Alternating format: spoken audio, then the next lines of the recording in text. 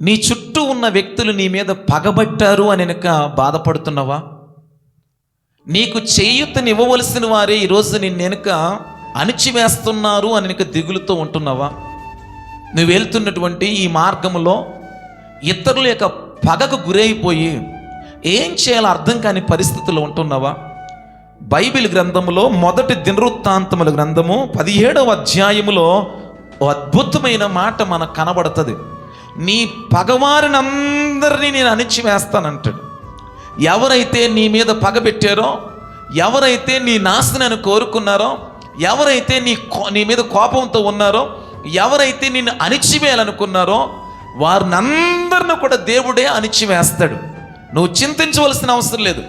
జీవము కలిగిన దేవుని మీద నువ్వు ఆధారపడు. నీ పగవారు నీ పక్కన లేకుండా వెనుక చేసి నిన్ను ఘనమైన స్థితిలో పెడతాడు. వారిని అణిచి నిన్ను గొప్ప చేస్తాడు. వారికంటే హెచ్చైన స్థితిలో దేవుడు నిన్ను పెడతాడు. నమ్మిక మాత్రం ఉంచుము, ఖచ్చితంగా నీ జీవితంలో అద్భుతము దేవుడు జరిగిస్తాడు.